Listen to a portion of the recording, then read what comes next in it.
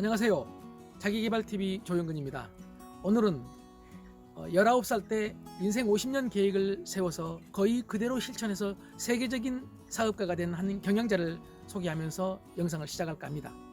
그는 19살 때 대담한 목표를 세웠는데요.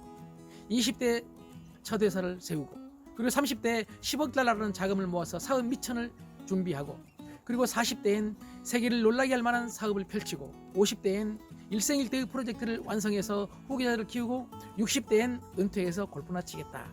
이 대담한 목표를 세웠던 그 청년은 오늘날 일본 최고의 갑부 중에 한 사람인 일본의 소프트뱅크 회장 손정희입니다. 물론 손정희 회장은 제1교포 3세죠. 그는 은퇴하겠다고 했지만 은퇴했다가 다시 은퇴를 번복한 사건이 있었는데요. 그 이유는 AI, 즉 인공지능 때문이라고 그는 말합니다. 즉 인공지능 시대가 올 줄 몰랐다는 얘기입니다. 그는 수많은 난관을 거치면서 오늘날 세계적인 사업가가 됐는데요. 26살 때는 중증 만성 간염으로 3년간이나 병원에 입원해 있었죠. 그 3년 동안 무려 4,000권에 달하는 책을 읽어서 평생 살아갈 힘을 비추겠다고도 합니다. 그리고 그 뒤로도 수많은 어려움을 겪었는데 최근에는요, 그가 만든 비전 펀드 100조 원 규모에 이르는 엄청난 투자죠. 스타트업에 많은 투자를 했는데 투자한 스타트업들이 지금 오랫동안 적자를 면치 못하고 있어서 최근에 좀 어려움을 겪고 있죠. 그럼에도 불구하고 손정희 회장은 아직까지 비전과 여유로움을 잃지 않고 있습니다. 그는요, 비전에 대해서 이렇게 말합니다. 눈앞을 보니까 멀미를 느낀다. 수백 미터 앞을 보라. 바다는 고요하다. 그리고 나는 그곳에서 오늘을 보고 경영을 하기 때문에 전혀 걱정하지 않는다. 여기서 우리는 손정희 회장의 긴 비전을 읽을 수 있습니다. 그는 또한 어느 네티즌의 글에 이렇게 답했습니다. 네티즌이 그랬습니다. 머리카락이 점점 뒤로 밀려 대머리가 돼간다고요.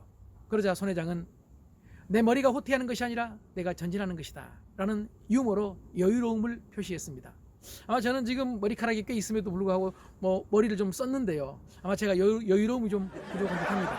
최근에 우리 네이버의 이혜진 의장과 소프트뱅크의 이 손정희 회장 간에 의미 있는 결합이 있었죠. 즉 네이버 일본 자회사인 라인과 그리고 소프트뱅크가 지배하고 있는 일본의 야후 재팬의 경영 통합을 말하는 것입니다. 자, 라인은 여러분 아시다시피 네이버의 일본 자회사입니다. 70% 지분을 보유하고 있죠. 일본의 메신저 기업, 메신저 1위 기업입니다. 그리고 태국이나 인도네시아 등에서도 메신저 1위죠. 그러니까 일본판 카톡인 셈이죠. 그리고 야후 재팬은요, 소프트뱅크가 지배하고 있는데요, 일본의 검색 포털 1위입니다. 그러니까 라인과 야후 재팬의 결합은 우리로 친다면은 네이버와 카카오의 결합인 셈이죠. 미국으로 친다면은 구글과 페이스북의 결합이기 때문에 엄청난 사건입니다. 그러면 왜 손정희 회장과 이혜진 의장은 결합을 결의했을까요? 아마 아시겠지만은 이유는 확실합니다. 4차 산업혁명 시대의 핵심인 AI의 주도권을 지금 미국과 중국에만 뺏길 수 없다는 것입니다. 미국의 구글이나 페이스북, 그리고 중국의 알리바바, 바이두, 텐센트 같은 기업에 계속 밀릴 수 없다는 결연한 의지의 결단이 아닌가 생각을 해봅니다. 제가 지금 손정희 회장의 목표에 대해서, 비전에 대해서 너무 오랫동안 말씀을 드렸는데요. 사실 우리 모두가 손 회장처럼 큰 비전을 가지고 담대하게 실천할 수는 없다고 봅니다. 그럼에도 불구하고 우리 모두는 각자 있는 위치에서 얼마든지 자신의 목표를 세우고 실행해 갈 수 있는 능력은 있다고 봅니다. 뇌과학자들은요, 목표를 가지면은 잠자던 뇌가 깨어난다고 합니다. 그리고 목표가 없는 뇌는 죽은 뇌라고 합니다. 자, 인간이 목표를 가지게 되면은 뇌 전체에 불이 켜지고 뇌가 활성화된다는 얘기죠. 저는 그래서 목표를 갖는다는 것은 꼭 성취를 위해서뿐만 아니라 우리 뇌의 활성화, 그리고 건강을 위해서도 반드시 필요한 것이 아닐까라는 제안을 한번 드려보는 것입니다. 그리고 오늘 목표에 대해서는 3가지 차원에서 접근을 해보겠습니다. 우선 첫 번째는요, 우선 목표는 갖는 것이 첫 번째입니다. 있느냐 없느냐, 그래서 목표 있는 인생이냐 목표 없는 인생이냐를 결정해야 된다고 봅니다. 하버드 대학교에서 하버드 로스쿨 입학생들을 대상으로 한 조사에 따르면요, 목표를 가지고 있는 사람들은 80%가 성공을 했는데 목표가 없는 사람들은 12%가 성공을 했다. 하버드 로스쿨에 입학했으니까 똑같이 세계적인 엘리트죠. 그런데 목표가 있고 없고에 따라서 무려 80%대 12%, 80대 12라는 엄청난 차이를 보였다는 것입니다. 일단은 목표가 있어야 된다고 봅니다. 두 번째는요, 목표를 기록하는 것입니다. USA Today라는 미국의 잡지 회사에서요, 새해에 목표를 세우고 목표를 세운 사람들의 12월 결과를 봤더니요, 놀랍게도 목표를 기록한 사람들은 46%가 목표 달성을 했습니다. 그런데 목표를 기록하지 않은 사람들은 4%만 목표 달성을 했습니다.